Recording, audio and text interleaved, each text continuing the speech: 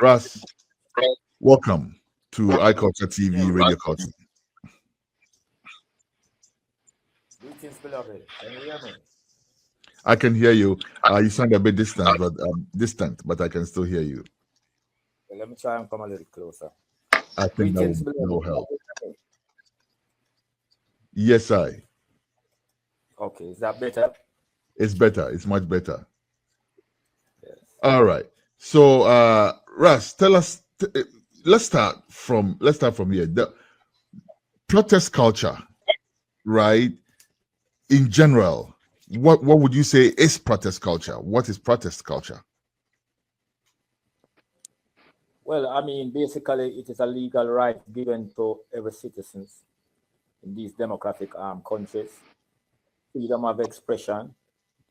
You know, when there are any social and political issues that the nation feel needs to be addressed, a right is given under the Constitution.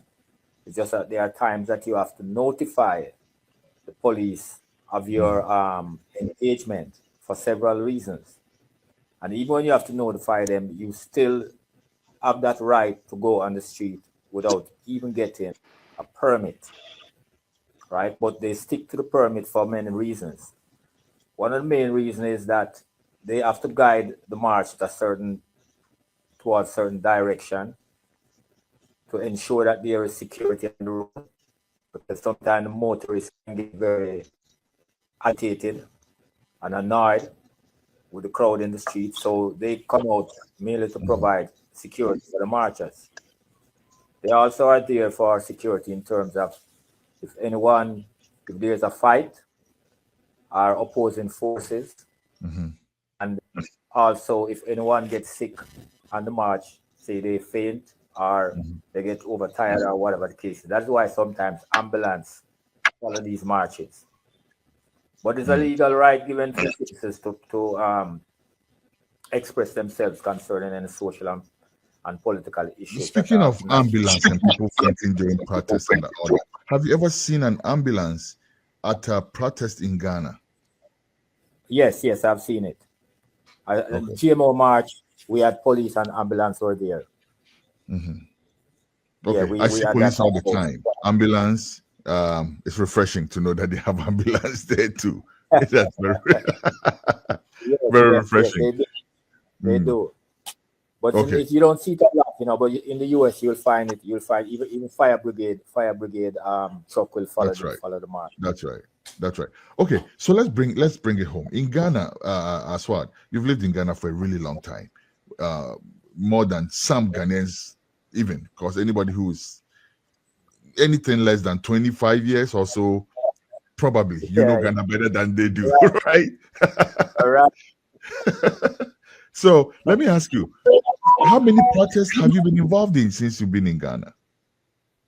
I've been involved in a lot. I'm sure I've been in over 30 or 40 marches. What? Yes, I'm sure. 40? Yes, and I'm talking about miles on the road. From Art Center to Nungwa, from Art Center to Teshi, from Art Center to Kanda, from Circle to Art Center. Art Center is usually be a main point that the police try to here. And Obra Spot, when Obra Spot was in Circle, they use that as a landmark. I think it's probably a strategic location to control the march a certain kind of a way. Yeah. But those are two main centers that you can get a lot of people to gather there, like a large crowd, without it affecting traffic too much. Have you? I will let my co-host come in and ask you a question very soon. So Cindy, start preparing your question. But let me ask you while Cindy's preparing your question, Ras. Have you ever been faced with people protesting against your protest?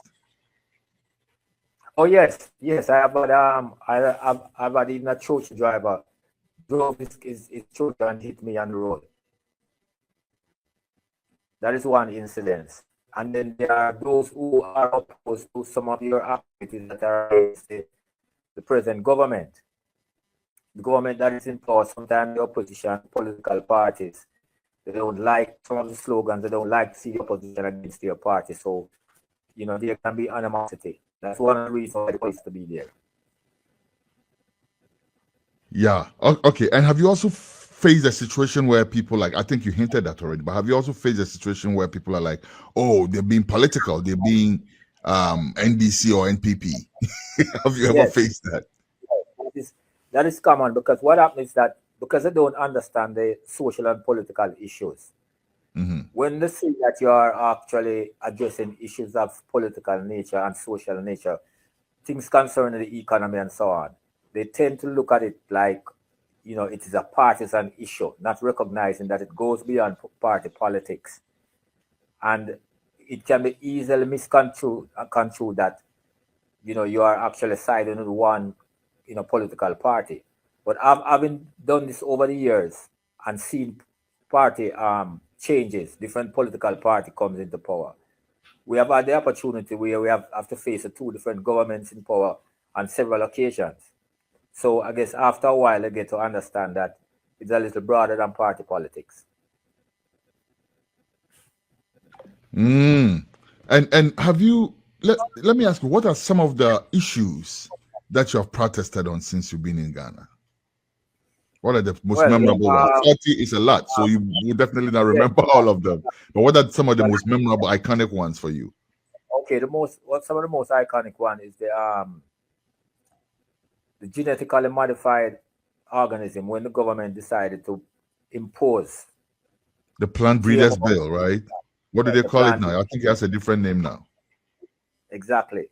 And they tried to impose it on the nation without educating the nation. And we found that out just before they did it the next day, because they was going to pass it the next day. And that same day we found out, and we went straight into Parliament and stopped it. We also put an injunction for 1 year.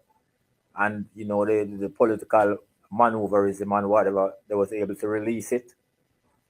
And it has now gotten to the stage where they have decided to come out with the GMO corn and cowpeas. Even with that in court, we had to battle it to ensure that if they are going to go ahead and do that, it must be labeled. And the reason why we enforce the labeling is so that the population would recognize and have a choice whether they want to take it, yes or no. And it's also, it would also mess up the market for whoever is behind it in terms of from a commercial standpoint, because once people realize that GMO and the education is out there, they won't buy it, or they'll be very hesitant. So it has minimized, it has marginalized the potential of the market getting, getting great benefits from it. So that is that. Then we have repackaging, though. You don't think, and we see this a lot, because that's what I sent for honey, right? I'm like, I live in Texas. Honey is very common here. It's one of the commonest things you can find. But I still wanted Ghana honey, so I sent money to buy me Ghana honey, had it shipped, paid for it, everything. And then when I received the honey, that's in cake in my pantry for like almost a year now. Wow. So people repackage things. People would take something. The point I'm making is somebody would take the GMO and put it and say, no, this and sell it to you same way. So I see the victory there, right? That I think that the item, the food sovereignty, would look deeper than that, because the Ghana people themselves, we have to be checked sometimes. Yeah, exactly. So what we're gonna do, what we're really planning is to get it out. That was just a process in the meantime to regulate it a certain kind of a way. But ultimately, it must be totally kicked in the country. The use of glyphosate, which also is part of the process of introducing GMO in the system. That chemical that they use for the plants and so on. It's also another dangerous chemical which has been banned in so many countries throughout the world. So it's a combination of different interrelated aspects of that we are fighting at the same time. So aside from the GMO, we also the Rastafari community. Yes. The Chimota school issue, right? I think that really was front and center for you. Yes, that was one of the biggest, the largest one, because it became very international. And we won that case eventually. The food sovereignty Ghana case of the GMO, we are still in court. Just last week we filed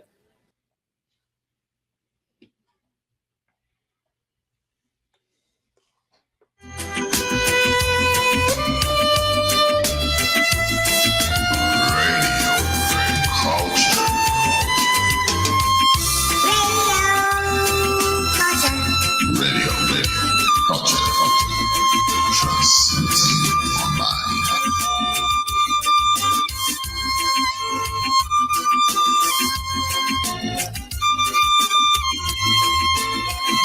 right. Fortunately, even before I could say we had lost the link, we already have Ras Aswad back.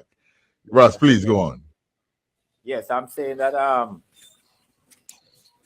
the GMO case, we are back. We are going to be back in court very soon. We just filed for an appeal recently, Okay. so that is going to be here.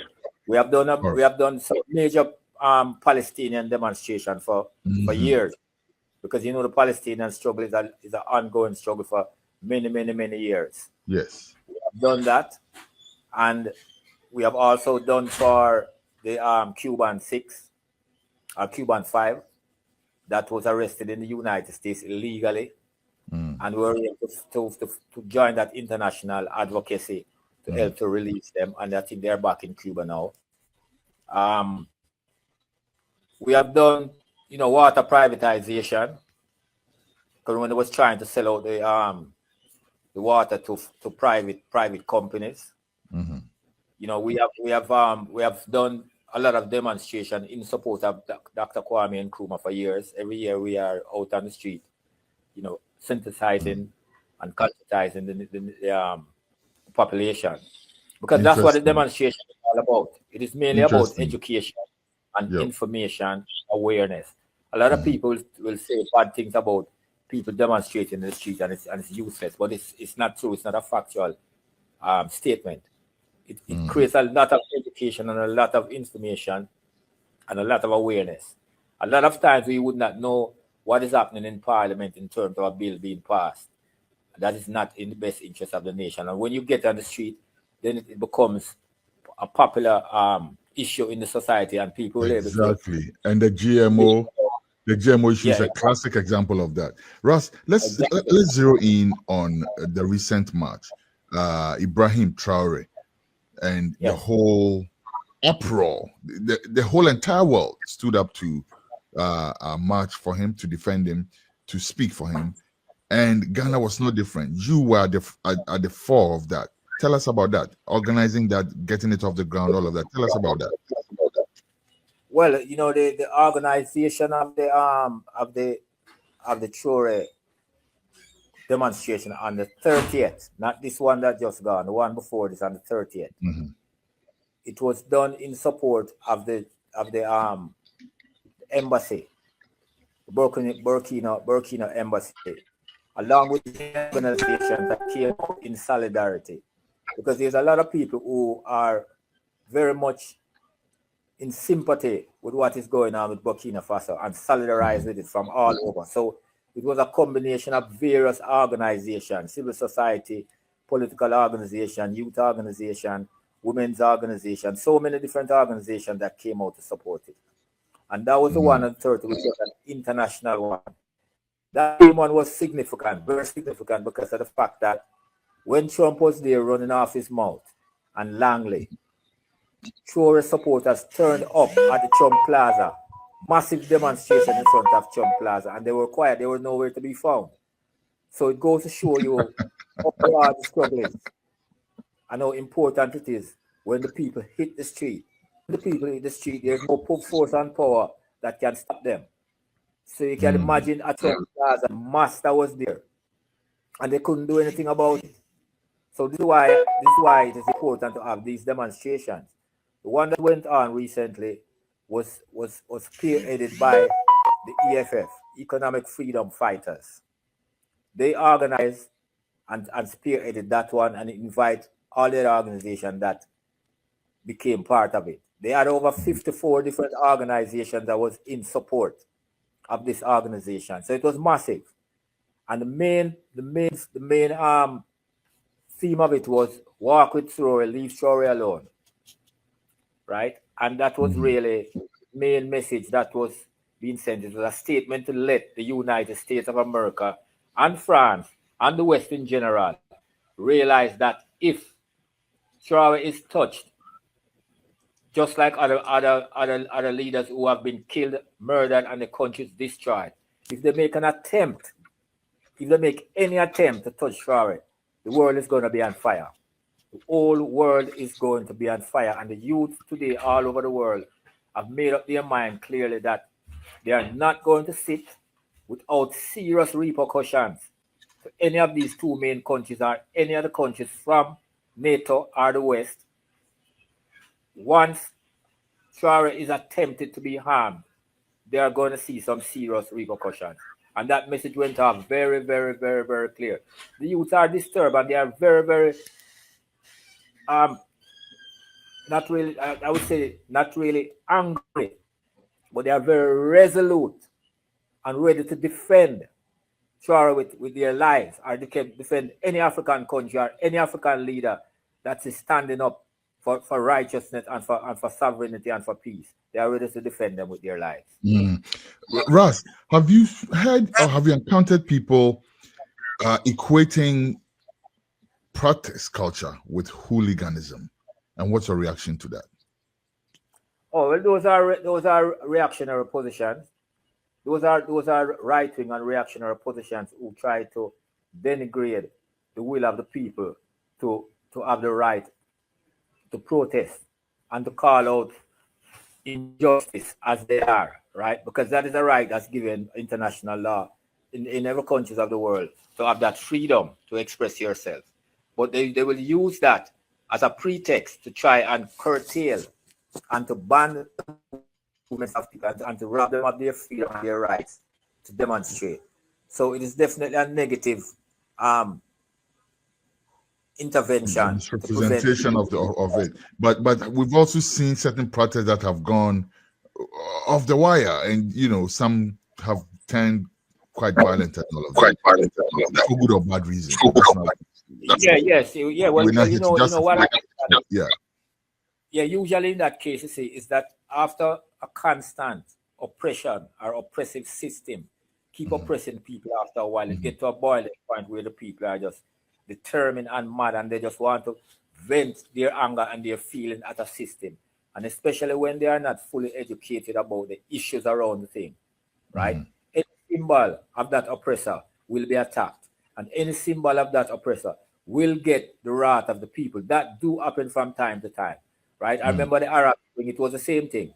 The Arab Spring wasn't organized and had proper leadership. And I mean, the whole place was a spontaneous reaction from the people. Leadership. That is why it died out. But it's not going to happen where the African issue is concerned right now, because most of these countries where the youth are rising up, there are strong leadership, political leadership there at the forefront. Different organizations leading it with a conscious, direction. But we also see that it's not always the state institutions, instead, in terms of the physical, the brick and mortar, if you will, assets that get attacked or whatever. It's not always the government institutions. Sometimes businesses get attacked. Sometimes people take advantage to loot shops and all of that. Yes. But this is what I'm saying. After generations of oppression, people in poverty never had an opportunity to get a TV, never had an opportunity to get a good city they're living in. Never had so much opportunities, basic things that they need, food that they cannot afford because of the wage slavery and oppression that they are on. Any opportunity that they get to steal. Some don't even have a refrigerator, and they are in 96 degrees heat, and they get an opportunity at that particular time to get a refrigerator or some air conditioning unit, they will take it. So that is just a result of the oppression people have been going on under for generations. Unintended consequences, I guess. Yes. All right. Ras, thank you very much. As we wrap up, let's talk a little more about Ibrahim Traore. What can the whole of Africa do apart from protesting? Of course, protesting, burying your teeth at the enemy and say, hey, listen, don't come close. But beyond that, what do you see as what Africans should do, home and abroad, to defend Traore as a symbol? And I see Traore as a symbol, not even just as a person, but as a symbol, just like you said, as the idea of the leader who is standing up for his people. And we know that every time that happens in Africa, of course, there is the colonial forces that will frame some scheme to try to stop that or to get rid of that movement. What should Africans be looking out for? What should we do to protect Traore and his like? I think the first thing we have to do is extend our full maximum solidarity with what is happening there and follow the example. We need to strengthen the AES, right? Like, for instance, when they came out of ECOWAS and they formed the alliance with these three different states, we have seen the positiveness that came out of it. So it is actually pointing to a direction to show that this is a better way to go. I think all these African governments should emulate what is happening in the AES region. Follow that example. Join the AES and build it up from there, because the ECOWAS has shown that it cannot be trusted, right? Too much treachery is in that organization, too much sellout and all of that. So it's very important to empower what is happening in Burkina Faso by becoming a part of it. All these African leaders should be looking to become a member of the AES and to have that revolution spread from one African state to another by following those basic principles and example of sovereignty. That is the only way out. If I hear you right, Ras, you're calling for basically the inactivation of the ECOWAS to be replaced by the AES? Yes, exactly. Those established principles and guidelines is what is making the revolution what it is today, and giving it its sovereignty. And all these African countries need to go in that same direction. We're talking about a continental revolution spreading from one African country to another. That is what needs to happen. All right. Ras Aswad Nkrabea, thank you very much for your time today. As you know, we'll be checking in with you from time to time to get more of your insights. We do appreciate your time and your insights today, Ras. Thank you very much. You're always welcome, my brother. Give thanks. Every time. One love.